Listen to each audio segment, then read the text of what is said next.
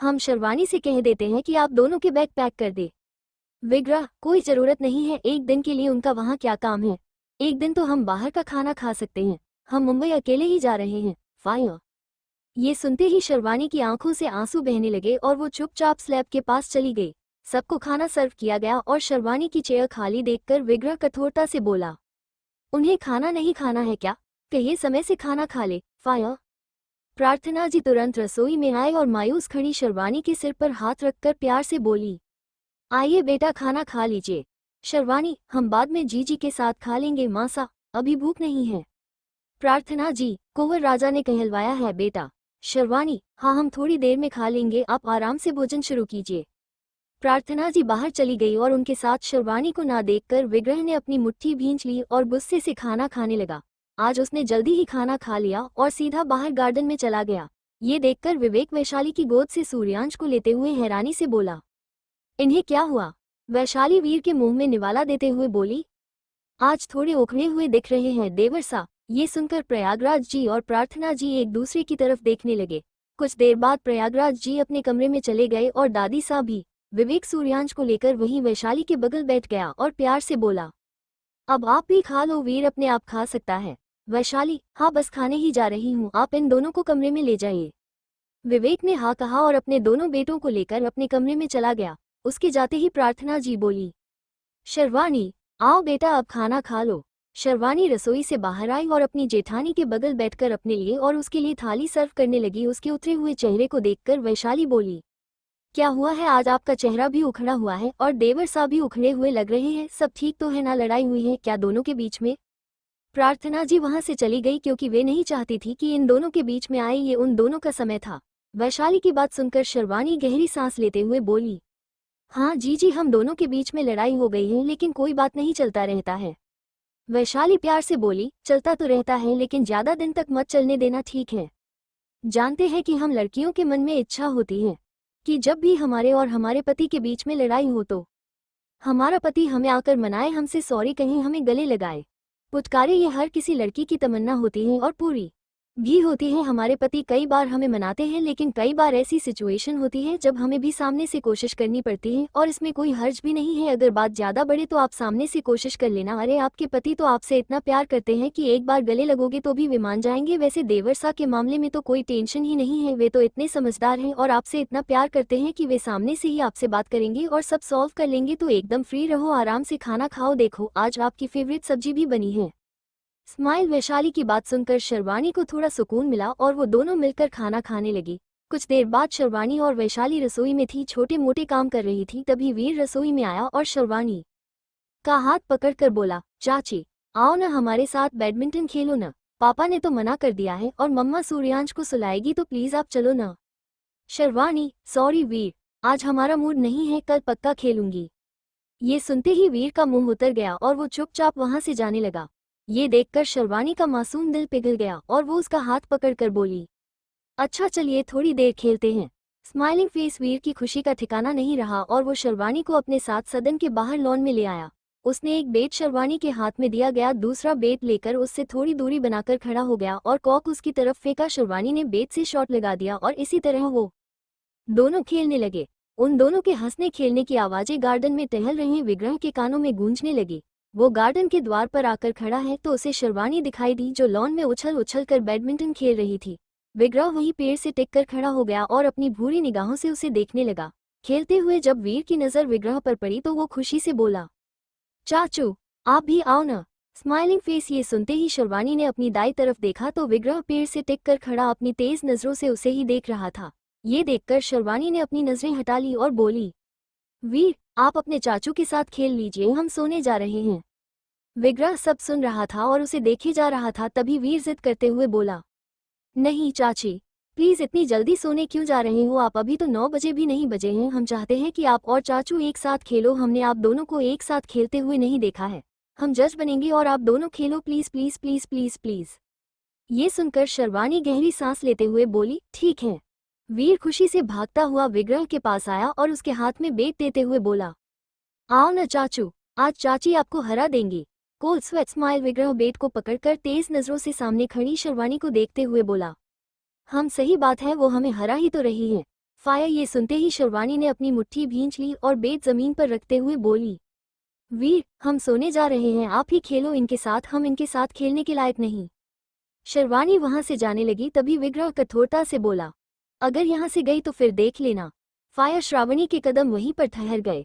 वो क्या कर सकती थी, उसे समझ नहीं आ रहा था कि विग्रह क्या चाहता है।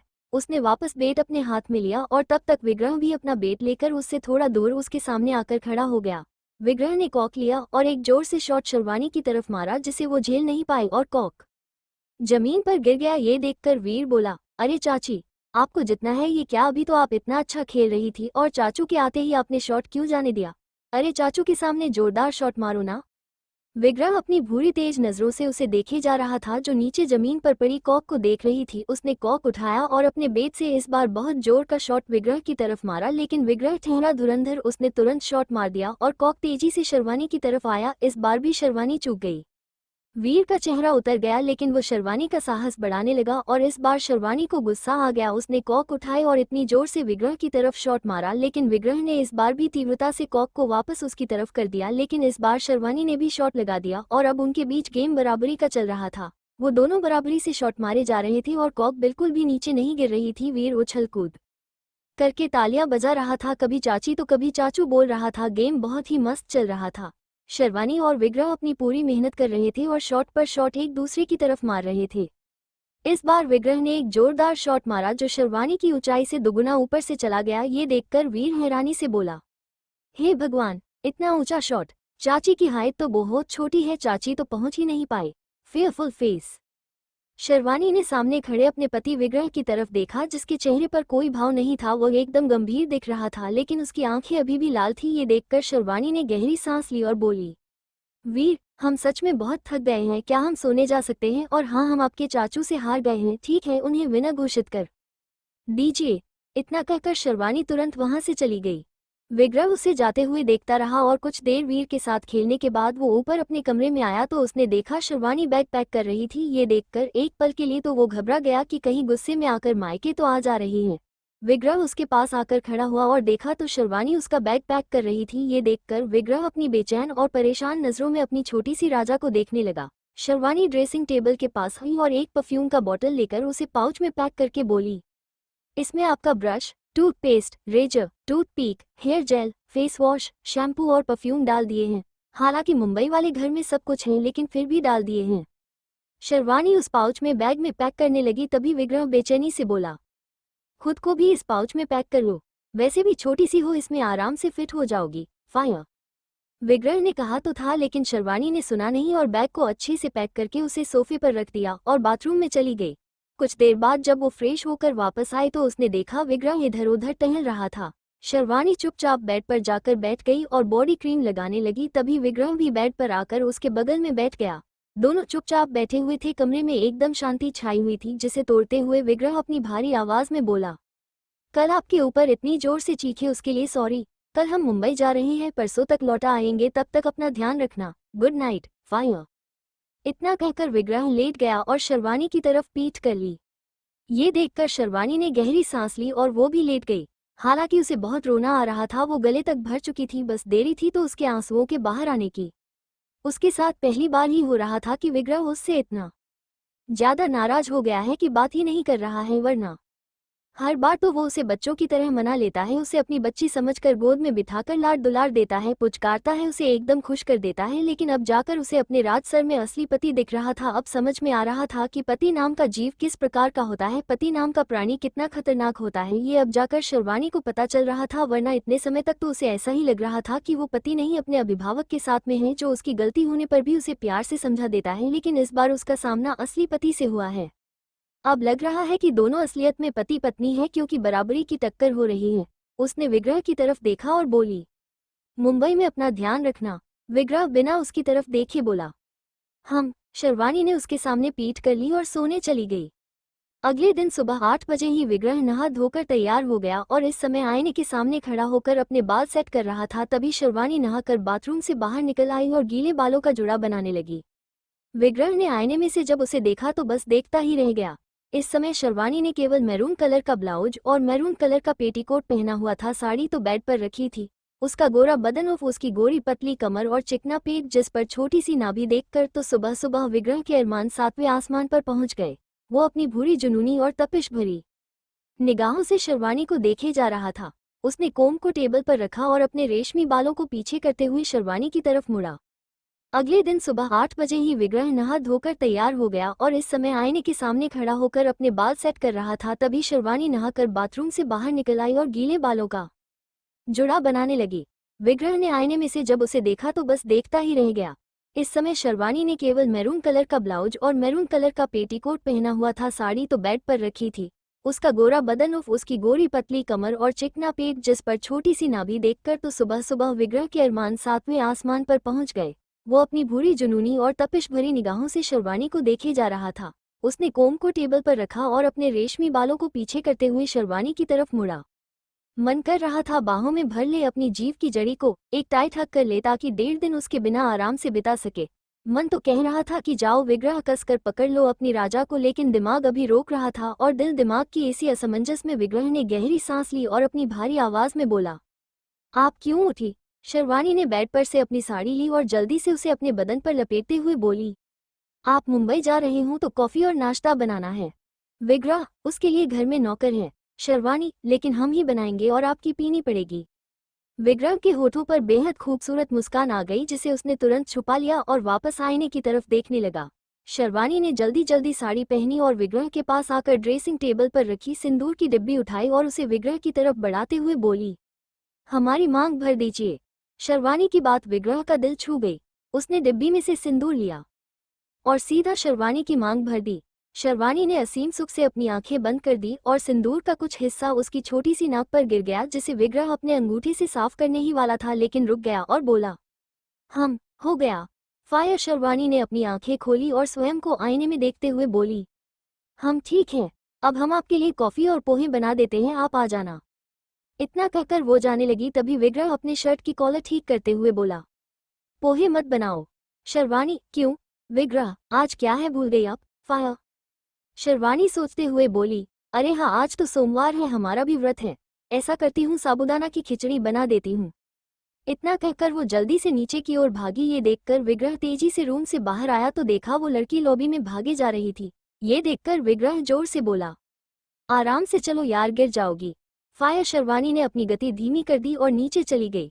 जब तक वो सुरक्षित सीढ़ियों से नीचे नहीं उतर गई तब तक विग्रह उसे देखता रहा और बोला, इसे 1 घंटे के लिए भी अकेला छोड़ने जैसा नहीं है, लेकिन हम आपको साथ नहीं ले जा सकते हैं। फालतू में ट्रेवल करके आप थक जाएंगे, वैसे भी कल हम जल्दी वापस आ जाएंगे। फायर।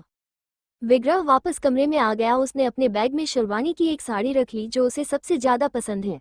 वहीं शिरवानी ने सबसे पहले साबूदाना को उबालने के लिए रख दिए क्योंकि अब भिगोकर रखने का समय नहीं था, और दूसरे गैस पर जल्दी से एक और बर्तन में पानी उबालने के लिए रख दिया। तब तक प्रार्थना जी भी रसोई में आ गई और बोली, कुंवर राजा के लिए नाश्ता बना रही हो बेटा?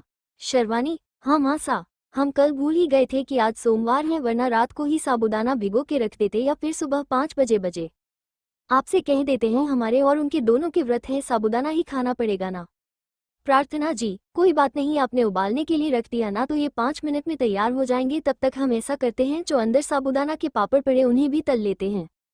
शिरवानी, लेकिन तला हुआ वे नहीं खाएंगे, हम खा लेंगे। प्रार्थना जी मुस्कुराते हुए बोली, हाँ तो बेटा, हम आपके लिए तो कह रहे थे, हम क्या जानते नहीं अपने बेटे को वे कुछ तला हुआ नहीं खाते कि साबूदाना की खिचड़ी भी इसलिए खा रहे हैं क्योंकि इसे तला नहीं है, बाकी उनके नियंत्रण में हो तो साबूदाना भी ना खाएं। शिरवानी मुस्कुराने लगी और प्रार्थना जी उसके बगल में कढ़ाई में तेल डालकर उसे गर्म करने रख देती हैं। शिरवानी बहुत ही लगन से अपने पति के लिए साबूदाना की खिचड़ी बना रही थी। तभी प्रार्थना जी बोली, वैसे बेटा एक बात बताइए, हम पिछले 6-7 महीना से देख रहे हैं आप दोनों कंटिन्यूअस रोज सोमवार का व्रत करते हैं, कारण क्या है? कोई मन्नत मांगी थी आप दोनों ने? शिरवानी के गाल लाल हो गए। अब वो अपनी सासू माँ को कैसे बताए कि जब वो कुंवारी थी तब उसने शिवजी से मन्नत मांगी थी कि अगर उसका विवाह विग्रहराज सूर्यवंशी से हो गया तो वो जिंदगी भर सोमवार का व्रत करेगी। इसलिए वो सोमवार का व्रत कर रही थी और विग्रह इसलिए कर रहा था क्योंकि उसने भी मन्नत मांगी थी कि शिरवानी उसकी पत्नी बन जाएगी, उसके आंगन में तुलसी पूजा करेगी तो फिर वो अपनी जिंदगी की आखिरी सांस तक सोमवार का व्रत करेगा। इसलिए दोनों पति पत्नी मिलकर हमेशा सोमवार का व्रत करते हैं। शिरवानी की चुप्पी देखकर प्रार्थना जी बोली, अच्छा चलिए, हमें आपसे नहीं पूछना चाहिए क्योंकि कुछ बातें बहुत व्यक्तिगत होती हैं, लेकिन अच्छी बात है अगर आप दोनों व्रत करते हैं तो आस्था के साथ साथ सेहत का भी ख्याल रखा जाएगा। शर्वानी मुस्कुरा दी। कुछ देर बाद ही विग्रह डाइनिंग एरिया में चेयर पर आकर बैठ गया और फोन पर शुभम से बात करते हुए बोला, हम जा रहे हैं मुंबई, आप भी पहुंच जाना। इतना कहकर विग्रह ने कॉल कट किया। तभी शर्वानी विग्रह के आगे टेबल पर ब्लैक कॉफी और प्लेट में साबूदाना की खिचड़ी लाकर रख देती है। विग्रह ने अपना नाश्ता देखने लगा और बिना कुछ कहे खाने लगा और शर्वानी असीम प्रेम और तड़प लिए उसे देखे जा रही थी। तभी विग्रह बोला, आप कब खाओगी? फायर शर्वानी, तुलसी माता को जल अर्पण करने के बाद। विग्रह, हम फायर। विग्रह ने जल्दी से नाश्ता किया और अपनी चेयर से उठकर सीधा पूजा कक्ष में चला गया और कुछ देर बाद हॉल में पूरा परिवार इकट्ठा हो गया। विग्रह ने अपने माता पिता के पैर छूकर आशीर्वाद लिया और दादी को कहा भी। दादी सब भावुक होकर उसे उम्मीद भरी निगाहों से देखती, लेकिन वो उनके सामने ठीक से नहीं देख रहा था। विग्रह अपना मोबाइल जेब में रखता है। तभी प्रयागराज जी बोले, आप फ्लाइट से जा रहे हो या चॉपर से? विग्रह, फ्लाइट से जा रहे हैं, चॉपर की क्या जरूरत है, एक दिन का ही तो काम है। आज हम जाकर आते हैं। और वो मिस्टर राठौर वाली फाइल हमने हमारे मैनेजर को सौंप दी है, सब कुछ रेडी हो गया है। आज शाम को प्रेजेंटेशन होगी तो आप देख लेना। हम कल सुबह या दोपहर तक वापस आ जाएंगे और उसके बाद कल शाम को या फिर परसों तक हम लोग कुलदेवी मंदिर चले जाएंगे। फायर। इतना कहकर विग्रह ने अपनी भूरी और तेज नजरों से वैशाली के बगल में खड़ी शर्वानी की तरफ देखा, जो अपनी बेचैन नजरों से अपने पति को देख रही थी। जब दोनों की नजरों का मिलन हुआ तब दिल की धड़कनें बढ़ गई, आंखें बहुत कुछ कहने लगी, लेकिन शब्दों ने जैसे मुंह से बाहर न आने का निर्णय ले लिया था। विग्रह ने गहरी सांस ली और मुड़कर वहां से चला गया। ये देखकर शर्वानी तड़प उठी। तभी प्रयागराज जी बोले, कुंवर विवेक, चलिए हम मिस्टर राठौर की फाइल का काम देख लेते हैं, हमें तुरंत प्रेजेंटेशन देनी होगी। प्रयागराज जी और विवेक तो वहां से सीधा स्टडी रूम में चले गए। तभी प्रार्थना जी बोली, जाओ शर्वानी, बाहर जाओ। ये सुनते ही शर्वानी के तो जैसे पंख लग गए और वो भागती हुई बाहर लॉन में आए तो उसने देखा विग्रह कार के पास खड़ा अपने सिक्योरिटी गार्ड से कुछ बात कर रहा था, लेकिन उसे आहट हो गई थी अपनी पत्नी के आने की, इसलिए वो तुरंत मुड़कर देखता है तो शर्वानी उसे ही देख रही थी अपनी तड़पती हुई निगाहों से। जी कर रहा था कि कसकर उसके गले लग जाए, लेकिन न जाने उसे क्या रोक रहा था अपनी पत्नी के पास जाने से। अपनी पत्नी की आंखों में अपने लिए तड़प और बेताबी देखकर विग्रह अपने मन में बोला, राजा, उम्मीद है कि आपको याद है कि हमारा बर्थडे आ रहा है। शादी के बाद ये हमारा पहला बर्थडे है जो हम हमारी पसंदीदा औरत के साथ मनाना चाहते हैं, यानी कि आप प्लीज राजा भूलना मत, वरना हमें और बुरा लगेगा। फायर। विग्रह शर्वानी को देखे जा रहा था और अब राजा से रहा नहीं गया। वो तेजी से उसके पास आकर खड़ी हो गई। विग्रह के तो दिल की धड़कन बढ़ गई और तभी शर्वानी ने सिर पर पल्लू लिया और झुककर उसके पैर छुए। विग्रह ने उसके कंधों पर हाथ रखकर उसे खड़ा किया और उसके सिर पर हाथ रखकर बोला, हमेशा खुश रहिए हमारे साथ, अपना ध्यान रखना शर्वानी, कोई लापरवाही मत करना, हम कल जल्दी वापस आ जाएंगे। फायर। इतना कहकर विग्रह कार का दरवाजा खुलता है। तभी शर्वानी तड़प से बोली, सॉरी, हमने कल बदतमीजी में बहुत कुछ कह दिया आपसे, इतना नहीं बोलना चाहिए था हमें। विग्रह ने उसकी तरफ देखा और कहा, कोई बात नहीं, हमने भी आपके ऊपर चिल्लाकर हिसाब बराबर कर दिया था। फायर। इतना कहकर विग्रह कार में बैठ गया और ड्राइवर से बोला, चलिए। फायर। जैसे ही कार स्टार्ट हुई वैसे ही शर्वानी का दिल जोरों शोरों से धड़कने लगा। वो अपनी उंगलियां मोड़ते हुए बेचैनी और तड़प से अपने पति को देखने लगी जो उसे ही देख रहा था। विग्रह मुंबई के लिए निकल गया और शर्वानी का मुंह उतर गया। 1.5-2 घंटे के बाद विग्रह मुंबई पहुंच गया। एक क्लाइंट से मिलने के बाद सीधा अपने घर पर आया और अपने शर्ट के सारे बटन खोलकर आराम से सोफे पर पसर कर बैठ गया। दिल और दिमाग में तो केवल शर्वानी घूम रही थी, उसके मिलने उसके पास जाने की आग उसे जला रही थी। तभी घर की डोर बेल बजती है, जिसकी आवाज सुनते ही वो चीखते हुए बोला, कौन है यार? विग्रह ने जल्दी से शर्ट के बटन बंद किए और घर का दरवाजा खोला तो सामने खड़ी किट्टू को देखते ही उसके चेहरे पर मुस्कान आ गई जो बेहद आकर्षक थी। 1.5-2 घंटे के बाद विग्रह मुंबई पहुंच गया। एक क्लाइंट से मिलने के बाद सीधा अपने घर पर आया और अपने शर्ट के सारे बटन खोलकर आराम से सोफे पर पसर कर बैठ गया। दिल और दिमाग में तो केवल शर्वानी घूम रही थी, उसके मिलने उसके पास जाने की आग उसे जला रही थी। तभी घर की डोर बेल बजती है, जिसकी आवाज सुनते ही वो चित्ते हुए बोला, कौन है यार? विग्रह ने जल्दी से शर्ट के बटन बंद किए और घर का दरवाजा खोला तो सामने खड़ी किट्टू को देखते ही उसके चेहरे पर मुस्कान आ गई जो बेहद आकर्षक थी। अपने लिए विग्रह की ऐसी आकर्षक मुस्कान देखकर तो किट्टू कम तन बदन सिहर उठा और उसके होठों पर भी बेहद खूबसूरत मुस्कान आ गई। वो एकटक विग्रह के खूबसूरत चेहरे को देखे जा रही थी। तभी विग्रह आदर से बोला, आप वहां क्यों खड़ी हैं, अंदर आइए। ये सुनकर तो किट्टू का रोम रोम खिल उठा। उसे अपने कानों पर विश्वास नहीं हो रहा था कि विग्रह उससे बात कर रहा था, वो भी इतने आदर और प्यार से। कहीं वो सपना तो नहीं देख रही। विग्रह उसके रास्ते से हट गया और वो घर के अंदर आ गई। उसने चारों तरफ देखा। तभी विग्रह बोला, हमारी पत्नी साथ में नहीं आई है, एक्चुअली हम ही उसे साथ में नहीं लेकर आए हैं। ये सुनते ही किट्टू के मन में कई सपने और अरमान जागने लगे और वह मासूम बनते हुए बोली, ऐसा क्यों किया आपने साहब? अब आप खाना कैसे खाएंगे? दीदी बता रही थी कि आपको बाहर का खाना पसंद नहीं है। विग्रह आराम से सोफे पर बैठ गया, अपनी टांग पर टांग रखकर और अपनी रेशमी बालों में हाथ फेरते हुए बोला, अब हम आपको क्या ही बताएं, चलिए छोड़िए, वैसे हमने सुना है कि आप खाना अच्छा बनाती है तो आप ही बना देना, पत्नी की जरूरत ही क्या है। फाया। किट्टू का तो दिल धक धक करने लगा, वो बहुत हैरान हो रही थी विग्रह की बातें सुनकर, क्योंकि आज वो बहुत अलग व्यवहार कर रहा था। जब पहली बार मिला था तब तो उसके सामने ठीक से देख भी नहीं रहा था, और आज तो बस वो किट्टू को घूरे जा रहा है अपनी उन जुनूनी निगाहों से जिनमें न जाने वो क्या क्या अरमान और भावनाएं लिए बैठा है। किट्टू उसकी आंखों में देख पा रही थी कि वो बहुत कुछ चाहता है किट्टू से, लेकिन कह नहीं पा रहा है। वह भी तो इंसान है, वह भी तो मचलता होगा, बहकता होगा, तो बस शायद आज उसके साथ भी यही सब हो रहा होगा। किट्टू को लगने लगा कि अब शर्वानी भी वहां पर नहीं है, विग्रह अकेला ही आया है और वो अभी फ्लैट में ही है, तो उन दोनों के बीच में बहुत कुछ हो सकता है। कोई उन दोनों के बीच में नहीं आएगा और वो विग्रह को हासिल कर लेगी, फिर विग्रह कभी उससे दूर नहीं जा पाएगा। किट्टू अपने मन में ख्याल बनाने लगी और विग्रह के सामने पीठ करके खड़ी होकर डाइनिंग टेबल पर अपना बैग रखते हुए बोली, क्या आप हमारे हाथ का खाना खा लेंगे? ये सुनते ही सोफे पर बैठा विग्रह मुंह बनाते हुए उसे देखने लगा और अपने मन में बोला, थप्पड़ ना मार दूं तुम्हें तो हम, लेकिन अब क्या कर सकते हैं।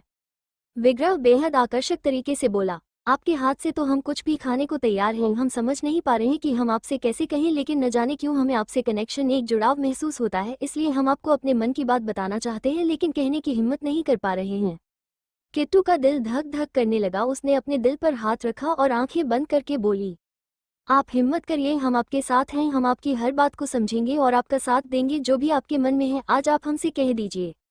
किट्टू की बातें सुनकर विग्रह ने गहरी सांस ली और मुंह बनाते हुए बोला, हम अपनी जिंदगी से परेशान हो गए हैं, हमारी लव मैरिज है, हमने जिस लड़की से प्यार किया उससे ही शादी की, लेकिन ऐसा लगता है हमने गलती कर दी उससे शादी करके, क्योंकि वो हर बात पर बस लड़ाई ही करती है, उसे हमारी चिंता ही नहीं है, ना हमसे प्यार है। हमने उसे कितना कहा कि हमारे साथ में चलो मुंबई, लेकिन कहती है कि वह नहीं आएगी क्योंकि उससे ज्यादा काम नहीं होता, इसलिए वो वहीं पर रुक गई। पिछले कई दिनों से हम दोनों के बीच में कुछ ठीक नहीं चल रहा है, ऐसा लग रहा है जैसे हम दोनों ही एक दूसरे से ऊब चुके हैं, और सच कहें तो हम भी चाहते हैं कि हम हमारी जिंदगी में आगे बढ़े, कुछ नयापन हो, और न जाने क्यों हमारा मन और दिल आपकी ओर भाग रहा है। किट्टू। फाया।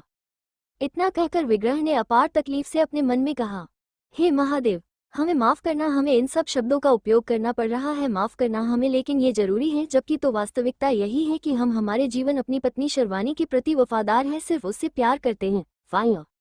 विग्रह की बात सुनते ही किट्टू तुरंत उसकी तरफ मुड़ी, अपने धड़कते दिल को थामे उसे देखने लगी, अपनी आंखों में असीम प्रेम और तड़प लिए वो विग्रह को देखने लगी। किट्टू की आंखों में तड़प और प्रेम देखकर विग्रह भी तुरंत अपनी जगह से खड़ा हो गया और उसकी तरफ बढ़ने लगा। ये देखकर किट्टू के दिल की धड़कन बढ़ गई, वह भी विग्रह की तरफ बढ़ने लगी। एक समय ऐसा आया जब वो दोनों एक दूसरे के सामने आकर खड़े हो गए, दोनों एकटक एक दूसरे की आंखों में देख रहे थे। विग्रह अपनी आकर्षक आवाज में बोला, कुछ दिनों पहले हमारी पत्नी की तबीयत अचानक से खराब हो गई थी, डॉक्टर ने कहा कि उसने गलती से जहर खा लिया है, समझ में नहीं आ रहा कि ऐसा कैसे हुआ, कहना तो नहीं चाहिए, लेकिन एक पल के लिए हमें लगा कि शायद हमें उससे छुटकारा मिल जाएगा, लेकिन वो बच गया। फाया। ये सुनते ही किट्टू बेताबी से बोली, वो बच गई तो क्या हुआ, हम तो है ना आपके लिए, आप उसे अपनी जिंदगी से निकाल दीजिए और हमें अपनी जिंदगी में बुला लीजिए, हम आपको सारे सुख देंगे, वो प्यार देंगे जो आप डिजर्व करते हैं, जिसके आप लायक हैं, हम आपको शारीरिक, मानसिक, आत्मिक, भौतिक हर तरह का सुख देंगे, बस अपनी पत्नी को अपनी जिंदगी से निकाल दीजिए और हमें अपनी जिंदगी में ले आइए। ये सुनते ही विग्रह ने अपनी मुट्ठी कसकर बंद कर ली और अपने चेहरे पर कोई भाव नहीं आने दिया और आकर्षक तरीके से बोला, वो सब तो ठीक है किट्टू, लेकिन इतना आसान नहीं होगा उसे हटाना, क्योंकि हमारा परिवार उसे बहुत पसंद करता है, और हम अपने परिवार के खिलाफ गए तो हमारे परिवार वाले हमें भी धक्के मार के घर से बाहर निकाल देंगे। काश वो उस समय जहर काम कर गया होता, जहर भी बहुत थोड़ी मात्रा में उसके शरीर में गया, अगर थोड़ा ज्यादा जाता तो काम तमाम हो जाता है उसका। फाया। ये सब कहते हुए विग्रह को खुद से कितनी नफरत हो रही थी, यह सिर्फ वही जानता था, यह उसका दिल जानता था। शर्वानी उसके लिए सिर्फ उसकी पत्नी और प्यार नहीं, उसकी बच्ची है, उसकी जिंदगी है, वो उसको पाल पोष कर बड़ा कर रहा है। ऐसे में उसके संबंध में ऐसे कठोर शब्द कहना उसके लिए आसान नहीं था, लेकिन कहना पड़ रहा था, मजबूरी थी।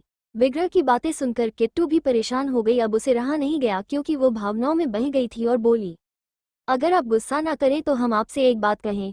विग्रह, कहो ना किट्टू, हमें तुम्हारे ऊपर बिल्कुल भी गुस्सा नहीं आता, बल्कि तुम तो हमें बहुत अच्छी लगती हो, हमारे दिल को भाग गई हो तुम। ये सुनते किट्टू के दिल की धड़कनें बढ़ गई और वह भावनाओं में बहकर बोली, दरअसल आपकी पत्नी के खाने में जहर हमने ही मिलाया था। हमने जब आपको पहली बार देखा था तभी हमें आपसे प्यार हो गया था और हम आपको हासिल करना चाहते थे, लेकिन हम दोनों के बीच में वो आपकी पत्नी आ रही थी और हम उसे रास्ते से हटाना चाहते थे, इसलिए हमने उसके खाने में जहर मिला दिया। लेकिन हमसे भी गलती हो गई, हमने जहर बहुत थोड़ी मात्रा में मिला है क्योंकि हम खुद घबरा गए थे। अगर हमें पता होता कि आप भी हमें चाहने लगे तो हम जहर की पूरी बोतल उसके खाने में डाल देते ताकि वो बचती ही नहीं, लेकिन अभी भी देरी नहीं हुई है, हम दोनों मिलकर उसे रास्ते से हटा देंगे।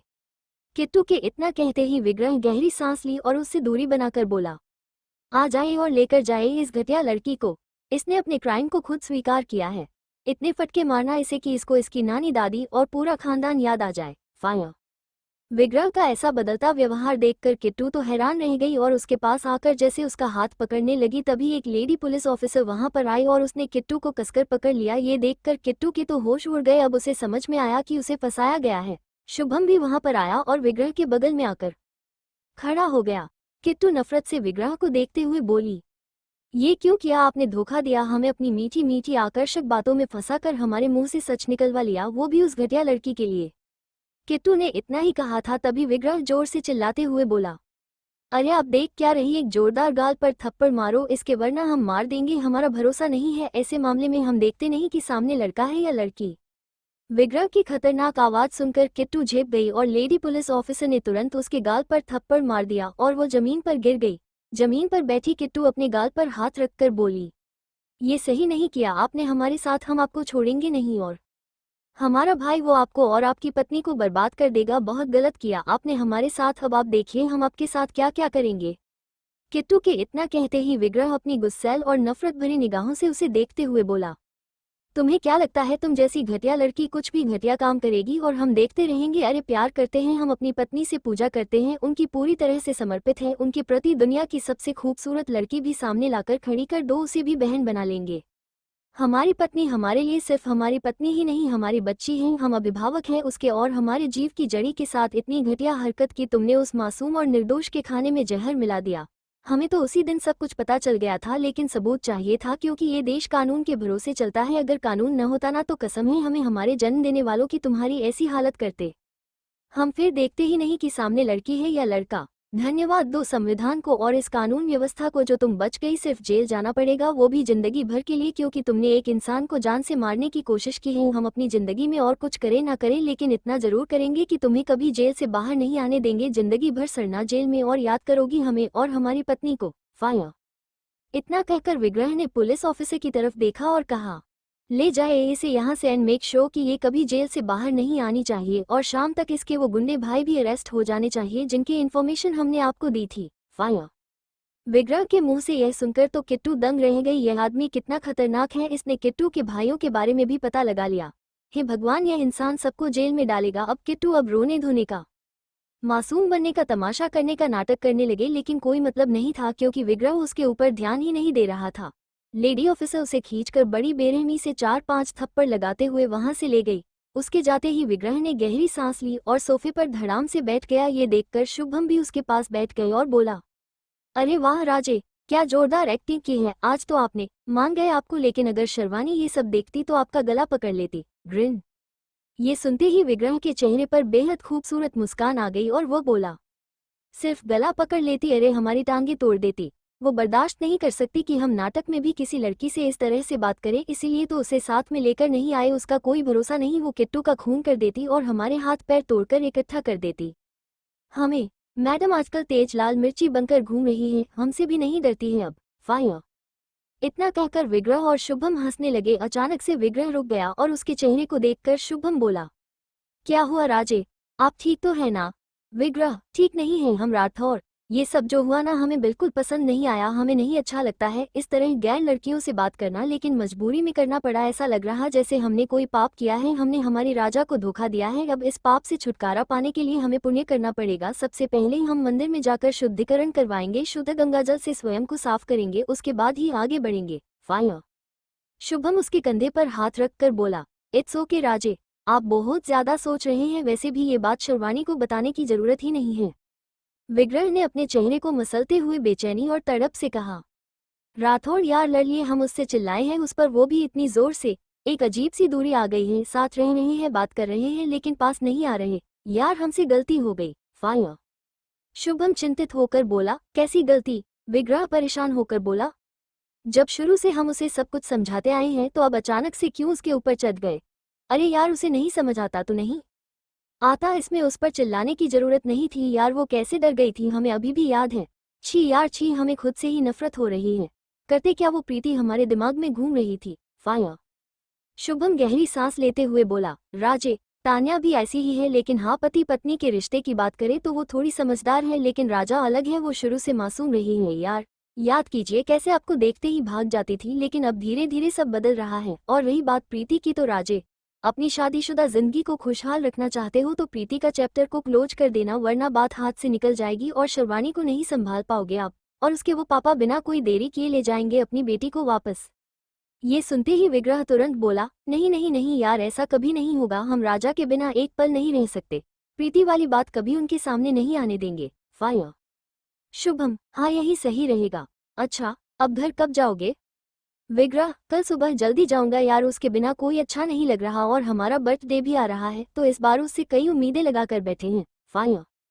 शुभम मुस्कुराते हुए बोला, नो डाउट वो आपकी हर मनोकामना पूरी करेगी। चलिए अब बाहर लंच करने जाते हैं, उसके बाद मीटिंग है। फायर। विग्रह तुरंत बोला, नहीं नहीं नहीं यार, ऐसा कभी नहीं होगा, हम राजा के बिना एक पल नहीं रह सकते, प्रीति वाली बात कभी उनके सामने नहीं आने देंगे। फायर। शुभम, हाँ यही सही रहेगा। अच्छा, अब घर कब जाओगे? विग्रह, कल सुबह जल्दी जाऊंगा यार, उसके बिना कोई अच्छा नहीं लग रहा, और हमारा बर्थडे भी आ रहा है तो इस बार उससे कई उम्मीदें लगाकर बैठे हैं। फायर। शुभम मुस्कुराते हुए बोला, नो डाउट वो आपकी हर मनोकामना पूरी करेगी। चलिए अब बाहर लंच करने जाते हैं, उसके बाद मीटिंग है। विग्रह ने गहरी सांस ली और सोफे से सिर टिकाकर आंखें बंद करके आराम से बैठ गया। उसका दिल तेजी से धक धक कर रहा था, शिवानी की बहुत याद आ रही थी। अब उससे रहा नहीं गया और वो बेचैन होकर बोला, अरे यार नहीं रहा जा रहा, बात करनी पड़ेगी उससे। फायर। शुभम मुस्कुराते हुए बोला, नेकी और पूछ पूछ, जाइए बात कर लीजिए, तब तक हम अपनी मैडम जी से बात कर लेते हैं। विग्रह अपने रूम में चला गया और शुभम ने तान्या को कॉल लगा दिया। तान्या, जो कि इस समय अपने बेड पर उल्टी लेटी थी और मोबाइल को सामने तकिए से टिकाकर वीडियो देख रही थी, तभी स्क्रीन पर शुभम जी लिखा हुआ आया। हाय, उसके चेहरे पर रौनक आ गई और आंखों में चमक। उसने तुरंत कॉल अटेंड किया और बेहद खूबसूरत तरीके से बोली, आ प्लीज, शुभम PLZZZ। ये सुनते ही शुभम के तो रोंगटे खड़े हो गए और वो तुरंत बेताबी से बोला, हे, ये क्या कर रही हो आप? क्यों हमारे दिल की धड़कनें बढ़ा रही हो? क्यों तड़पा रही हो? मैं जब पता है कि हम आपसे इतना दूर बैठे हैं, शर्म नहीं आती है सब हरकतें करते हुए? तान्या फिर से बड़ी अदाओं और हसीन अंदाज में बोली, आप प्लीज छोड़ो ना, आप बस भी करो। ये सुनते ही शुभम ने मोबाइल को कसकर पकड़ा और नशे में चूर होकर कुछ ऐसा बोला जिसे सुनकर तान्या शर्म से पानी पानी हो गई और बोली, चुप रहिए, कुछ भी बोलते हो यार, शर्म नहीं आती अपनी पत्नी से ये सब कहते हुए? शुभम कातिल मुस्कान लिए बोला, मैडम, हमें तो करने में शर्म नहीं आती तो कहने में क्या खाक शर्म आएगी? वैसे माए जाना, आज जो ये अपनी किया है उसका बदला कल हम आपसे लेंगे। फायर। तान्या मुस्कुराने लगी और वो दोनों प्यार से एक दूसरे से बात करने लगे। वही रूम में विग्रह फ्रेश होकर अपने बेड पर बैठा और शिवानी को कॉल लगा दिया। काफी देर रिंग जाने के बाद भी शिवानी ने कॉल अटेंड नहीं किया। विग्रह ने दोबारा उसे कॉल किया। जैसे जैसे रिंग जा रही थी वैसे वैसे विग्रह के दिल की धड़कन बढ़ रही थी। वो तड़प रहा था अपनी राजा की आवाज सुनने के लिए, उसके मुंह से राज सर सुनने के लिए, उसके खूबसूरत छोटे से मुंह से मीठी मीठी आवाज सुनने के लिए, लेकिन ये लड़की तो कॉल ही अटेंड नहीं कर रही थी। विग्रह ने उसे 3 से 4 बार कॉल किया लेकिन शिवानी ने अटेंड नहीं किया। एक तो विग्रह पहले से तड़प रहा था, शिवानी की आवाज सुनना चाहता था, उसे 2 पल प्यार की बात करना चाहता था, लेकिन वो कॉल अटेंड नहीं कर रही थी। इस बात से विग्रह को गुस्सा आ गया। गुस्से में आकर उसने अपने मोबाइल को स्विच ऑफ करके रख दिया और बेड पर आंखें बंद करके लेट गया। दिमाग और दिल में शिवानी ही घूम रही थी। वो तड़प रहा था, बेचैन हुए जा रहा था। इसी बेचैनी और तड़प में उसे नींद आ गई। कुछ देर बाद जब शुभम कमरे में आए तो उसने देखा विग्रह गहरी नींद में सो रहा था। ये देखकर शुभम बोला, अरे राजे तो सो गए, ऐसा करते हैं खाना घर पर ही ऑर्डर कर देते हैं, जब उठेंगे तब खा लेंगे। हम तो खा लेते, हमें बहुत भूख लगी है। शुभम ने कमरे के दरवाजे को बंद किया और बाहर चला गया। वही शिवानी रसोई के काम से फ्री होकर जब हॉल में आए तो उसने देखा उसका मोबाइल सोफे पर ही पड़ा था। ये देखकर वो हैरानी से बोली, अरे हमारा मोबाइल तो हम किचन में लेकर गए थे, फिर यहाँ कैसे आया? लगता है वीर लेकर आ गया। शिवानी जल्दी से सोफे के पास आई। उसने अपने मोबाइल उठाया तो हैरान रह गई। विग्रह के 4 से 5 मिस कॉल थे। वो घबरा गई लेकिन उसे खुशी भी हुई कि विग्रह ने उसे कॉल किया। शर्वानी ने तुरंत उसे कॉल लगाया लेकिन उसका मोबाइल स्विच ऑफ बता रहे थे। ये देखकर उसे चिंता होने लगी। उसने बार बार कॉल किया लेकिन बार बार स्विच ऑफ ही बता रहे थे। उसकी घबराहट बढ़ने लगी। जाहिर सी बात है, एक पत्नी घबरा जाएगी जब उसका पति शहर से बाहर गया हो और जब वो अपने पति को कॉल करें उसके पति का कॉल ना लगे या फिर मोबाइल स्विच ऑफ बताएं तो कोई भी पत्नी घबरा जाएगी, तरह तरह के ख्याल बनाएगी कि न जाने क्या हो गया होगा, मोबाइल कैसे स्विच ऑफ हो गया, वो ठीक तो है, कोई गड़बड़ तो नहीं है। तो शर्वानी के साथ भी ऐसा ही हो रहा था। उसे तो गुस्सा भी आ रहा था कि वह कॉल क्यों अटेंड नहीं कर पाई, लेकिन उसका मोबाइल उसके पास था ही नहीं और साफ दिख रहा था कि मोबाइल को किसी ने साइलेंट पर कर दिया था, जिस वजह से विग्रह का कॉल आया होगा तो भी किसी को सुनाई नहीं दिया होगा। शर्वानी बार बार विग्रह को कॉल करे जा रही थी लेकिन मोबाइल स्विच ऑफ ही बता रहे थे। उसकी घबराहट बढ़ने लगी। उसे समझ में नहीं आ रहा था क्या करें। उसे ये भी नहीं पता था कि शुभम साथ में है, वरना वह शुभम को कॉल करके पूछ लेती। वो चिंतित होकर इधर उधर टहलने लगी। उसने विग्रह को मैसेज भी किया लेकिन कोई रिप्लाई नहीं आया। उसकी परेशानी बढ़ने लगी। तभी वैशाली वहां पर आई और बोली, क्या हुआ, आप इतनी घबराई हुई क्यों हैं?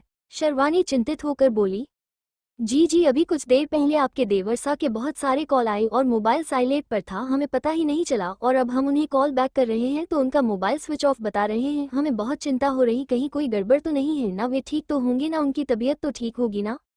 वैशाली, अरे शांत हो जाओ, इतना सीरियस होने की जरूरत नहीं है, वो ठीक होंगे और मोबाइल का क्या ही है, बैटरी लो हो गई होगी तो हो गया होगा स्विच ऑफ। थोड़ी देर इंतजार कर लीजिए, उनका कॉल अपने आप आ जाएगा। ये लीजिए, थोड़ी देर सूर्यांश के साथ समय बिताए, आपको अच्छा लगेगा। स्माइल। शर्वानी ने सूर्यांश को अपनी गोद में लिया और वहीं सोफे पर बैठ गई। नन्हा सा सूर्यांश अपनी चाची को देखकर मुस्कुरा रहा था। उसकी निश्चल मुस्कान देखकर शर्वानी के चेहरे पर मुस्कान आ गई। उसने सूर्यांश के माथे को चूमा और बोली, कहीं आपके चाचू हमसे और ज्यादा नाराज तो नहीं हो गए? हमें उनकी चिंता हो रही है बेबी। सूर्यांश मुस्कुरा दिया और अपनी बड़ी बड़ी आंखों से टुकुर टुकुर शर्वानी को देखता रहा। शाम के 6 बज रहे थे। शर्वानी ने वापस विग्रह को कॉल लगा दिया लेकिन अभी भी उसका फोन स्विच ऑफ बता रहा था। ये देखकर तो शर्वानी की हालत खराब हो गई और इस बार उसने सीधा विवेक राज को कॉल लगा दिया लेकिन उसने भी कॉल अटेंड नहीं किया। शर्वानी की घबराहट और डर बढ़ने लगा। अंत में परेशान होकर वो सीधा अपने सास ससुर के कमरे के दरवाजे पर आकर खड़ी हुई और सिर पर पल्लू लगाते हुए धीमी आवाज में बोली, माँ सा। प्रार्थना जी ने कमरे का दरवाजा खोला और सामने खड़ी अपनी छोटी बहू को देखकर बोली, हाँ बेटा। शर्वानी घबराते हुए बोली, माँ सा, दोपहर से कुंवर राजा को कॉल लगा रही हूँ लेकिन उनका फोन स्विच ऑफ बता रहा है, हमें बहुत डर लग रहा है। उन्होंने हमें 5-6 बार कॉल किया था लेकिन हम अटेंड नहीं कर पाए। प्लीज बाबा सा से कहिए न कि पता करवाए, भाई साहब तो कॉल अटेंड नहीं कर रहे। फ्यू। ये सुनकर तो प्रार्थना जी भी चिंतित हो गई और अपनी बहू को अपने साथ कमरे में ले आई। प्रयागराज जी जो कि सोफे पर बैठे एक किताब पढ़ रहे थे, शर्वानी को देखकर हैरानी से बोले, क्या हुआ बेटा? शर्वानी की आंखों से आंसू बहने लगे। ये देखकर प्रयागराज जी तो घबरा गए। तभी प्रार्थना जी ने उन्हें सब कुछ बता दिया। प्रयागराज जी भी चिंतित हुए किंतु अपनी बहू की हालत देखकर सामान्य रूप से बोले, आप चिंता मत कीजिए बेटा, हम अभी पता लगवाते हैं, कुंवर राजा एकदम ठीक होंगे। प्रार्थना जी उसके सिर पर हाथ रखकर उसे शांत करने लगी और प्रयागराज जी विग्रह का पता लगवाने लगे। उन्होंने सबसे पहले विग्रह के पर्सनल असिस्टेंट को कॉल किया और कहा, आपके सर कहाँ है, उनका फोन स्विच ऑफ क्यों बता रहा है? विग्रह का पा हैरानी से बोला, हमने भी उन्हें कॉल किए थे लेकिन सर का फोन स्विच ऑफ बता रहा है। हम ऐसा करते हैं, मुंबई में कॉल करके पता करते हैं, वैसे शुभम सर उनके साथ ही हैं, हमें उन्हें कॉल करके पूछते हैं। प्रयागराज जी हैरानी से बोले, क्या कहा, शुभम उनके साथ हैं? अच्छा ठीक है, हम शुभम को कॉल करते हैं। ये सुनते ही शर्वानी का दिल धक धक करने लगा। वो एकटक अपने ससुर जी को देखे जा रही थी जो शुभम को कॉल लगा रहे थे और जैसे ही शुभम ने कॉल अटेंड किया प्रयागराज जी गुस्से से बोले, कहाँ है आपके राजे? उनका मोबाइल स्विच ऑफ क्यों है? अरे कोई सुध बुध है या नहीं उन्हें कि घर से कोई कॉल कर रहा है तो जवाब दे, है कहाँ वे? शुभम झेप गया और तुरंत विग्रह के रूम के दरवाजे पर आकर बोला, अंकल जी, राजे तो सो रहे हैं, एकदम ठीक है, हाँ देखिए पेट ऊपर नीचे हो रहा है उनका। ये सुनते ही प्रयागराज जी गुस्से से बोले, तो उनका मोबाइल स्विच ऑफ क्यों है? शुभम ने तुरंत विग्रह का फोन चेक किया और हड़बड़ाते हुए बोला, पता नहीं कैसे स्विच ऑफ हो गया, 1 मिनट हम इन्हें जगाते हैं। प्रयागराज जी नाराजगी से बोले, उन्हें जगाओ और उनसे कहो तुरंत हमें कॉल करे। प्रयागराज जी ने कॉल कट किया और प्यार से बोले, बेटा ठीक है, वो सो रही है मोबाइल स्विच ऑफ करके, चिंता मत कीजिए, अभी उनका कॉल आएगा। ये जानकर शर्वानी को सुकून मिला। तभी प्रयागराज जी के पास विग्रह का कॉल आया जिसे अटेंड कर वे कठोरता से बोले, आपसे ऐसी उम्मीद नहीं थी। पता भी है शर्वानी कितना डर गई थी। सच में कभी कभी लगता है कि आप आज भी वही 8 साल पहले वाले विग्रहराज हो जिनकी वजह से। इससे आगे भी कुछ कहते तभी रुक गए। वहीं विग्रह ने गुस्से में आकर मोबाइल को कसकर पकड़ा और बोला, हमारे जख्म पर मलहम लगाने की बजाय आप उस पर नमक मिर्च क्यों लगा रहे हो बाबा सा? पहले भी कहा था, आज भी कहते हैं हम उससे प्यार। Pouting fire. इससे आगे वो कुछ भी बोल नहीं पाया। उसने गहरी सांस ली और नाराजगी से बोला, कह दीजिए अपनी बहू से कि एकदम ठीक है हम और कल सुबह तक आ जाएंगे घर, और हाँ अब हम मीटिंग में जा रहे हैं तो कृपया करके हमें कोई डिस्टर्ब नहीं करे। खम्मा घनी फायर। इतना कहकर विग्रह ने कॉल कट कर दिया और ये देखकर प्रयागराज जी का मुंह उतर गया और वे बोले, बेटा वे एकदम ठीक है, आप चिंता मत कीजिए, अभी उन्हें एक मीटिंग में जाना है इसलिए बात नहीं कर सकते, लेकिन कल सुबह जल्दी वापस आ जाएंगे, आप आराम कीजिए। स्माइल। नादान शर्वाणी को सुकून मिल गया और वो वहां से चली गई। उसके जाते ही प्रार्थना जी बोली, ये 8 साल पहले वाली क्या बात है? हमें भी याद है उस समय आपने कुंवर राजा को दिवाली की छुट्टियों पर भी घर आने से मना कर दिया था, ऐसा क्या हुआ था? प्रयागराज जी गहरी सांस लेते हुए बोले, कुछ खास नहीं था, बस बाप बेटे के बीच की बात है। आप जाइए, छोटी बहू का ध्यान रखिए, छोटी बच्ची है वो अभी और पति मिल गया ऐसा गुस्सैल। प्रार्थना जी गुस्सैल जरूर है लेकिन प्यार बहुत करते हैं और हर परिस्थिति में उसके साथ खड़ा रहते हैं, आपकी तरह नहीं है वो। इतना कहकर प्रार्थना जी वहां से चली गई। ये देखकर उनके पति ने गहरी सांस ली और सोफे पर बैठ गए। नादान शर्वाणी अब खुशी से चहक रही थी कि उसके राज सर एकदम ठीक हैं और जल्दी ही उसे कॉल करेंगे। खाना खाने के बाद वो अपने कमरे में आई और दीवार पर लगी विग्रह की बेहद खूबसूरत तस्वीर को देखते हुए बोली, आप जल्दी से घर आ जाओ, उसके बाद हम दोनों के बीच की सारी दूरियां मिटा दूंगी और आपको ढेर सारा प्यार दूंगी। जल्दी से कॉल करो, हमें आपको आई लव यू कहना है। Throwing kisses. नादान शर्वाणी ने रात के 12 बजे तक विग्रह के कॉल का इंतजार किया लेकिन कॉल तो छोड़ो, एक मैसेज तक नहीं आया। उसने स्वयं को उदास नहीं होने दिया और असीम प्रेम से अपने पति का इंतजार करने लगी। अब रात के 2 बज रहे थे लेकिन विग्रह के कॉल और मैसेज का कोई अता पता नहीं था। ये देखकर शर्वाणी ने गहरी सांस ली और मुस्कुराते हुए बोली, इस बार जो हुआ उससे एक बात सीखने को मिली कि हर बार पत्नी गलत नहीं होती, हर एक नादान कसूरवार नहीं होती। कई बार पति भी गलत होता है लेकिन कोई बात नहीं, आपने आज तक हमें संभाला है तो अब हम भी आपको संभालेंगे, आपको एक मैच्योर और सीरियस लड़की बनकर दिखाएंगे, आपकी खुशी के लिए सारी हदें पार कर देंगे। स्माइल। शर्वाणी ने गहरी सांस ली और 3 बजे तक विग्रह के कॉल का इंतजार किया और अंत में एक मुस्कान के साथ सोने चली गई। सुबह 5 बजे उठ भी गई। थोड़ी देर पढ़ाई की, उसके बाद नहा धोकर तैयार होकर नीचे आ गई। उसने सुबह जल्दी ही पूजा पाठ कर लिए और सबके लिए नाश्ता बना दिया और इस समय महल के लॉन में सीढ़ियों पर बैठी अपने पति का इंतजार कर रही थी। हालांकि उसे पता नहीं था कि वे कब तक आएंगे। सुबह के 9 बजे के आसपास लॉन में कार आकर रुकी, जिसे देखते ही शर्वाणी अपनी जगह से उठ। शर्वाणी ने गहरी सांस ली और 3 बजे तक विग्रह के कॉल का इंतजार किया और अंत में एक मुस्कान के साथ सोने चली गई। सुबह 5 बजे उठ भी गई। थोड़ी देर पढ़ाई की, उसके बाद नहा धोकर तैयार होकर नीचे आ गई। उसने सुबह जल्दी ही पूजा पाठ कर लिए और सबके लिए नाश्ता बना दिया और इस समय महल के लॉन में सीढ़ियों पर बैठी अपने पति का इंतजार कर रही थी। हालांकि उसे पता नहीं था कि वे कब तक आएंगे। सुबह के 9 बजे के आसपास लॉन में कार आकर रुकी, जिसे देखते ही शर्वाणी अपनी जगह से उठ गई। कार अपनी जगह पर आकर खड़ी हुई।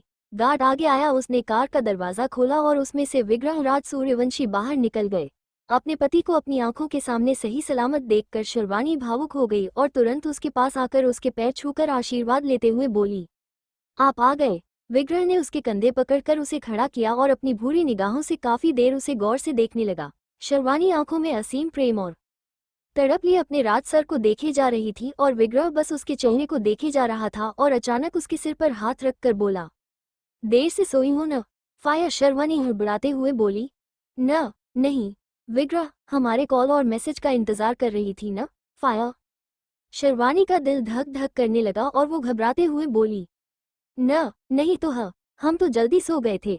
विग्रह ने उसके सिर पर हाथ रखा और अपनी आंखें बंद करके अपने मन में कुछ कहने लगा। जाहिर सी बात है वो मंत्र उच्चारण कर रहा था। शर्वाणी ने अपनी आंखें बंद कर ली हैं। अचानक उसके बहुत हल्का महसूस हुआ और उसने सुकून की सांस ली। विग्रह ने उसके सिर पर से अपना हाथ हटाया और अपनी भारी आवाज में बोला, फोन फिर से टूट गया हमारा। राठौर सो रहे थे इसलिए उनके फोन से आपको मैसेज या कॉल नहीं कर पाए, लेकिन इसका मतलब ये नहीं कि आप देर तक जागती रहे। फायर।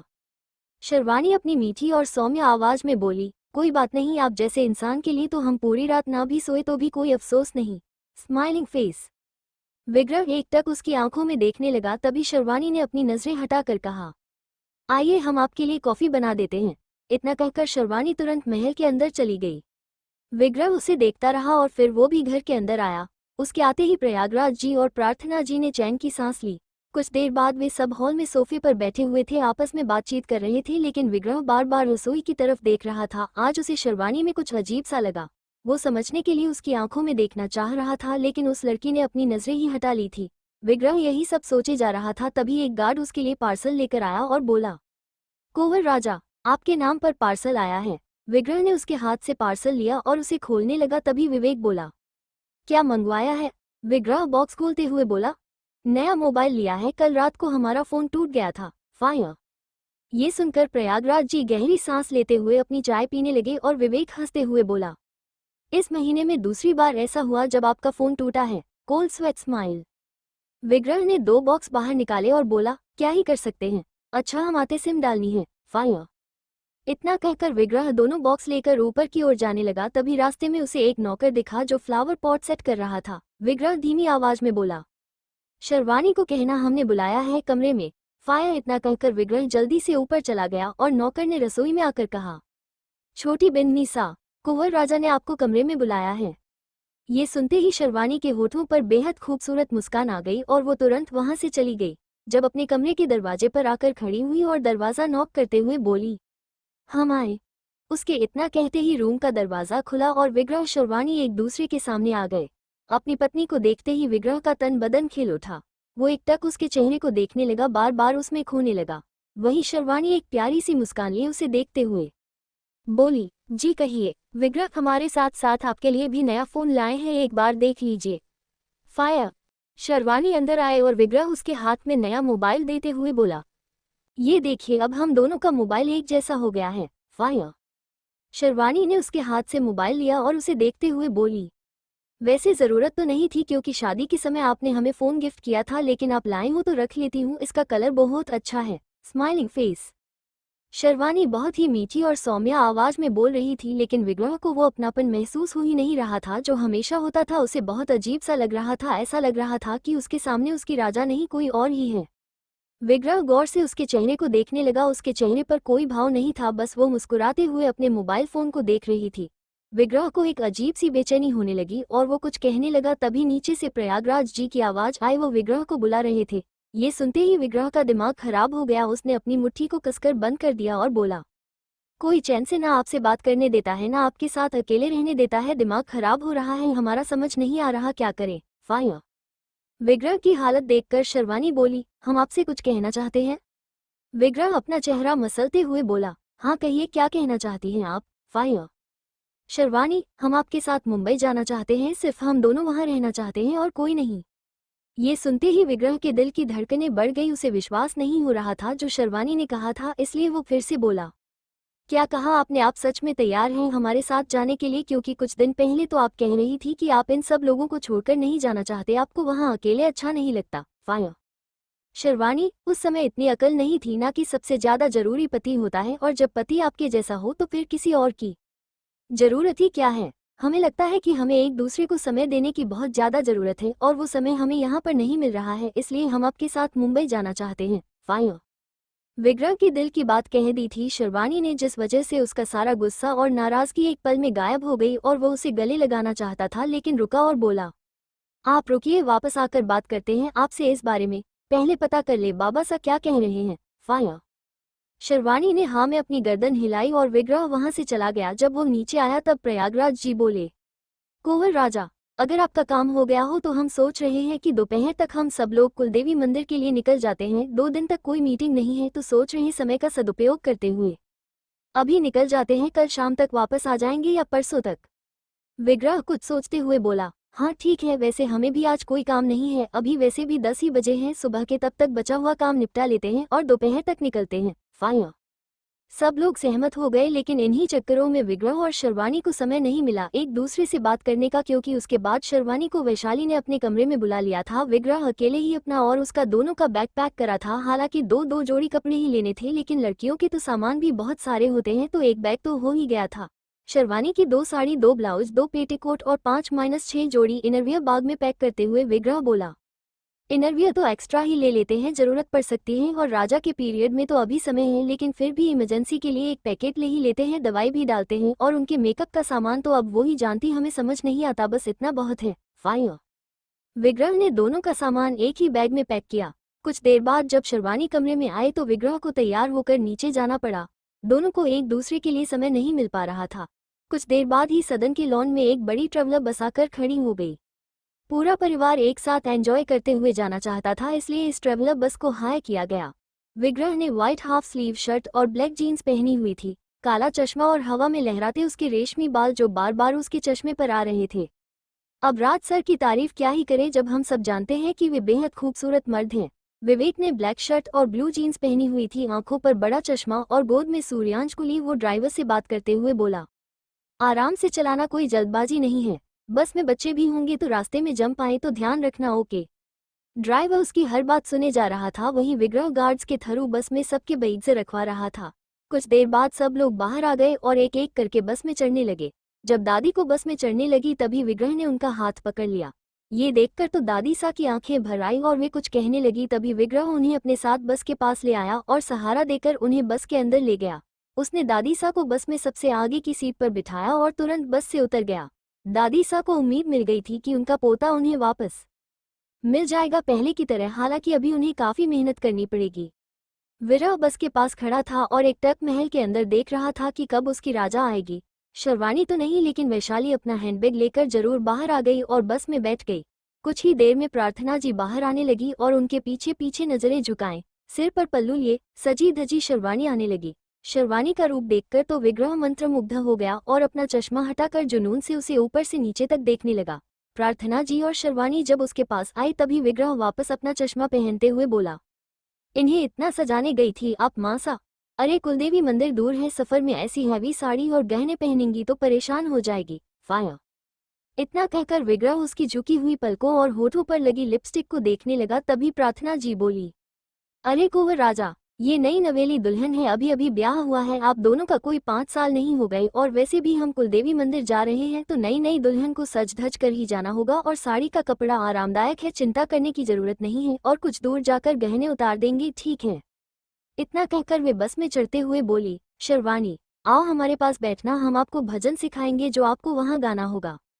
ये सुनते ही शर्वानी और विग्रह ने एक दूसरे की तरफ देखा और वो चुपचाप बस में चढ़ने लगी। तभी विग्रह उसके एकदम पीछे आकर खड़ा हुआ और पीछे से उसकी साड़ी को पकड़कर बोला, आराम से चढ़ना। फायर। शर्वानी बस में चढ़ने लगी तभी विग्रह उसके कान में बोला, कुछ जरूरी भूल तो नहीं रही हूं ना? अभी भी समय है, याद कर लो, क्योंकि इस बार हमें आपसे बहुत ज्यादा उम्मीद है। फायर। ये सुनते ही शर्वानी को हैरानी हुई, लेकिन कुछ समझ नहीं आया और वो बस के अंदर चली गई।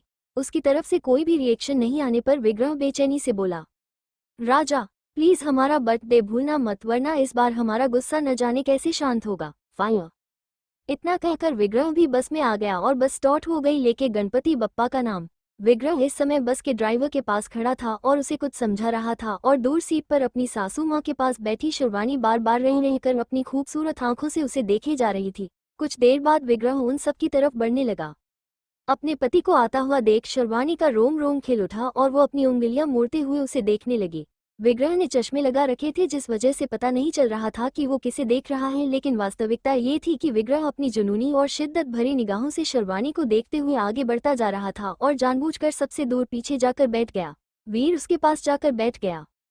काफी देर तक सब कुछ सामान्य रूप से चल रहा था, लेकिन शर्वानी बेचैन हुई जा रही थी अपने पति के पास जाने के लिए। वो अपनी उंगलियां मोड़ते हुए मन में बोली, हर बार क्यों पति ही कोशिश करे, पत्नी को भी कोशिश करनी चाहिए। हम जानते हैं राज सर हमारे पास बैठना चाहते हैं, हम दोनों अकेले में समय बिताना चाहते हैं, लेकिन हमें माँ सा के पास बैठना पड़ा, पर कोई बात नहीं, हम कोशिश करते हैं और उनके पास जाते हैं। हमें मैच्योर बनना होगा, जो उन्हें चाहिए वो उन्हें देना होगा, उनकी इच्छाओं को पूरा करना होगा।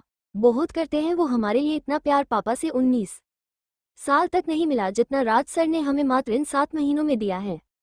इतना कहकर शर्वानी ने अपनी सासू माँ की तरफ देखा और धीमी आवाज में बोली, माँ सा, बाकी का भजन हम बाद में याद कर ले क्या, हम थोड़ी देर। इससे आगे वो कुछ बोल नहीं पाई, लेकिन प्रार्थना जी मुस्कुराते हुए बोली, हम समझ रहे बेटा, जाइए आप आराम से कुंवर राजा के पास बैठ जाइए, वो वैसे भी अकेले बैठे हैं और चिंता मत करना, भजन तो बाद में सीखते रहेंगे। शेरवानी मुस्कुरा दी और अपनी जगह से खड़ी हो गई और पीछे बैठे विग्रह ने जब उसे खड़ा देखा तो बेचैन हो गया और एक टक उसे देखने लगा। तभी शेरवानी पीछे की ओर आने लगी। ये देखकर राज सर के होठों पर बेहद खूबसूरत मुस्कान आ गई। शेरवानी अपनी नजरें झुकाए नाक तक घूंघट लिए तेजी से पीछे की तरफ आ रही थी और विग्रह के दिल की धड़कनें बढ़ा रही थी। वो जैसे ही विग्रह के पास आए तभी बस ड्राइवर ने जोर से ब्रेक लगाया और शेरवानी का संतुलन बिगड़ गया और वो सीधा विग्रह के ऊपर जा गिरी। उसने तुरंत अपनी आंखें बंद कर ली और विग्रह के गले में मुंह घुसा दिया। वहीं विग्रह ने तन बदन में कट दौड़ पड़ा, हाथ मनमानी करने के लिए आगे बढ़ने लगा और उसने शेरवानी की कमर को कसकर पकड़ लिया। उफ! ये छून पाते ही शेरवानी ने विग्रह के गले में कसकर मुंह घुसा दिया, जिससे उसके होठ विग्रह के गले की स्किन को छुए तो वो उत्तेजित हो गया और बोला, वीर जाओ यहाँ से। फायर वीर, हमें आप दोनों के साथ बैठना है। विग्रह कठोरता से बोला, आप जाओ, हमें आपकी चाची को एक चैप्टर पढ़ाना है जो बहुत जरूरी है, हमें उसमें खलल नहीं चाहिए, सो यू गो। फायर वीर चुपचाप वहां से चला गया और विग्रह अपनी भूरी और तेज नजरों से आगे सबको देखने लगा कि कोई भी पीछे की ओर देख तो नहीं रहा। सब लोग व्यस्त थे और इसी का फायदा उठाकर विग्रह ने एक हाथ से उसकी कमर मसलते हुए बेताबी से कहा, राज सर कहो, हमें कहो, वरना यहीं पर कुछ ऐसा कर दूंगा कि। फायर शेरवानी सिहर उठी और तुरंत उसके कान में बेहद खूबसूरत तरीके से बोली, राज सर। फायर अपार जुनून और उत्तेजना से विग्रह ने अपनी आंखें बंद कर ली। उसके गले में मुंह घुसाकर महक लेते हुए मदहोशी से बोला, हम ले जाएंगे आपको मुंबई और वहां कोई भी हम दोनों के बीच में नहीं आएगा, कोई भी नहीं। फायर विग्रह के इतना कहते ही शेरवानी ने उसकी तरफ देखा और उसकी आंखों में देखते हुए बेताबी से बोली, हम आपके पास आना चाहते हैं, आपसे कुछ हसीन पल चाहते हैं और आपको देना चाहते हैं। फायर शेरवानी की ऐसी तलब और तड़प देखकर विग्रह नशे में चूर होकर उसके होठों पर उंगलियां फेरते हुए बोला, हम भी, लेकिन समय और जगह गलत चुन ली हमने। कोई बात नहीं, एक बार गांव पहुंच जाए उसके बाद हम दोनों। फायर विग्रह के इतना कहते ही शेरवानी पूरी तरह से उसके ऊपर चढ़ गई। उसने अपने दोनों पैरों को उसकी कमर से लपेट लिए, जिससे विग्रह ने अपने निचले होंठ को दांतों तले दबाकर कहा, आ राजा, गलत जगह बैठ गई हो। फायर शेरवानी मदहोशी से बोली, यही सही जगह है मेरे लिए। फायर शेरवानी की इस बात ने विग्रह के बदन में आग लगा दी। फायर शेरवानी की ऐसी तलब और तड़प देखकर विग्रह नशे में चूर होकर उसके होठों पर उंगलियां फेरते हुए बोला, हम भी, लेकिन समय और जगह गलत चुन ली हमने। कोई बात नहीं, एक बार गांव पहुंच जाए उसके बाद हम दोनों। फायर विग्रह के इतना कहते ही शेरवानी पूरी तरह से उसके ऊपर चढ़ गई। उसने अपने दोनों पैरों को उसकी कमर से लपेट लिए, जिससे विग्रह ने अपने निचले होंठ को दांतों तले दबाकर कहा, आ राजा, गलत जगह बैठ गई हो। फायर शेरवानी मदहोशी से बोली, यही सही जगह है मेरे लिए। फायर शेरवानी की इस बात ने विग्रह के बदन में आग लगा दी। उसने उसकी कमर को और कसकर पकड़ा तो वो सिहर उठी और अपनी आंखें बंद करके बोली, सॉरी राज सर, दिल से सॉरी। विग्रह ने एक नज़र फिर से आगे की तरफ देखा और फिर अपनी पत्नी की नाक को चूमते हुए बोला, सॉरी तो हमें कहना चाहिए कि इस बार बहुत परेशान किया हमने आपको, बहुत जोर से चीखे थे न हम राजा। फायर विग्रह के इतना कहते ही शेरवानी की आंखें भर आई और देखते ही देखते वो रोने लगी। ये देखकर विग्रह तो बावला ही हो गया और तुरंत उसके चेहरे को थाम कर बेचैनी और तड़प से बोला, ए राजा, प्लीज ऐसे रोइए मत यार, I am so sorry, I was very wrong यार। फायर रोती हुई शेरवानी ना में अपनी गर्दन हिलाने लगी। ये देखकर तो विग्रह की बेचैनी और तड़प और अधिक बढ़ गई और वो बोला, प्लीज बोलो ना, क्या बात है। फायर शेरवानी कुछ कहती इससे पहले ही आगे से आवाज आई, कोवर राजा, जरा आगे आना। ये सुनते ही वो दोनों झेप गए। शेरवानी तुरंत विग्रह की गोद से उठकर उसके बगल में बैठ गई और विग्रह गुस्से की आग में जलते हुए बोला, देख रही हो आप क्यों हम आपको मुंबई ले जाना चाहते हैं। यहाँ हमारे हाथ में नहीं है कि हम 2 पल आपके साथ बिता सके। हमारे लिए सिर्फ बेड पर आपके साथ सोना ही काफी नहीं है शेरवानी। हम आपके साथ बात करना चाहते हैं, आपके साथ समय बिताना चाहते हैं, आपके साथ मस्ती करना चाहते हैं, एंजॉय करना चाहते हैं, लेकिन सिर्फ रात को समय मिलता है वो काफी नहीं है हमारे लिए। I am just fed up with this all pouting fire. इतना कहकर विग्रह अपनी जगह से खड़ा हुआ और वहां से आगे चला गया। विग्रह की ऐसी बेचैनी और गुस्सा देखकर शेरवानी हैरानी से बोली, सच में हम तो अपने अलग ही दुनिया में जी रहे थे और यहाँ हमारे पति इतना परेशान हो रहे हैं। सही तो कह रहे हैं वो, हम दोनों को समय सिर्फ रात को ही तो मिलता है और वही तो काफी नहीं है। बेड पर एक दूसरे के साथ सोना ही सच्चा प्यार नहीं होता है। सच्चा प्यार तो वो होता है जब हम एक दूसरे के पास बैठे बात करें, एक दूसरे को बताएं कि पूरे दिन हमने क्या किया, लेकिन हम दोनों को तो ऐसा समय मिलता ही नहीं है। और एक हम हैं जो रात को भी जल्दी सो जाते हैं। न जाने राज सर के ऊपर क्या बीतती होगी, कैसी हालत होती होगी उनकी। वे इतने समझदार हैं और कहाँ उन्हें हमारी जैसी लापरवाह पत्नी मिल गई, लेकिन फिर भी कभी शिकायत नहीं करते। और इस बार जब उनकी सहनशक्ति खत्म हुई तो हमारे ऊपर गुस्सा किया, तो हमें इतना बुरा लगा कि हमने उन्हें कितना कुछ सुना दिया। लेकिन नहीं, अब बस बहुत हो गया। एक बार कुलदेवी मंदिर जाकर आ जाए, फिर हम हमारे पति के साथ मुंबई चले जाएंगे। हम अपने ससुराल वालों से, परिवार वालों से बहुत प्यार करते हैं, लेकिन राज सर से ज्यादा किसी से प्यार नहीं करते। अगर वही खुश नहीं रहेंगे तो क्या ही मतलब है फिर। मम्मी ने एक बार सही कहा था कि पति से बढ़कर कोई नहीं होता और कुछ नहीं होता। आज हमें वो बात समझ में आ रही है मम्मी की, कि उन्होंने ऐसा क्यों कहा था। थैंक यू सो मच भगवान, सही समय पर हमें समझाने के लिए। अब हम कोई गड़बड़ नहीं होने देंगे।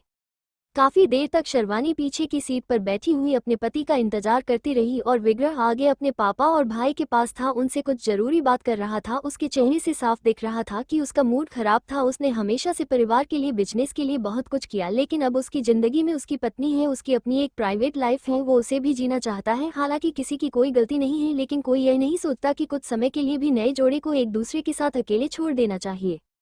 लेकिन अक्सर संयुक्त परिवार में ये दिक्कतें होती हैं नए जोड़े के साथ, और इसी वजह से दोनों के बीच गलतफहमियां पैदा हो जाती हैं। विरह अपने पिता और भाई से बात जरूर कर रहा हूं, लेकिन रह रहकर उसकी नजरें सबसे पीछे बैठी उसका इंतजार करती शिरवानी पर जा रही थी। वो कितनी सुंदर लग रही थी उस साड़ी में, और कितनी संस्कारी है। एक पल के लिए भी पल्लू सिर से हटने नहीं दिया।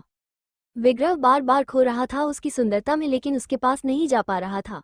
लगभग 2-3 घंटे बाद उनकी ट्रेवलर एक हाईवे होटल पर आकर रुकी। विवेक तो अपनी पत्नी और दोनों बच्चों को लेकर तुरंत नीचे उतर गया। प्रयागराज जी अपनी जगह पर बैठे रहीं और किताब पढ़ते रहे, वहीं दादी साहब ही नीचे नहीं उतरी। शर्वानी इस समय अपनी सासू माँ के पास बैठी हुई थी। तभी विग्रह वहां पर आया और उन दोनों के बगल वाली सीट पर बैठते हुए बोला, आप दोनों को नीचे नहीं जाना। फाया प्रार्थना जी, नहीं बेटा। विग्रह ने अपनी पत्नी की तरफ देखा तो उसे इशारे में पूछा, तो उसने भी ना में अपनी गर्दन हिला दी। ये देखकर विग्रह ने गहरी सांस ली और वहां से जाने लगा। तभी शिरवानी को एहसास हुआ कि उसे अपने पति के साथ जाना चाहिए, ताकि उन्हें अकेले में समय मिलेगा।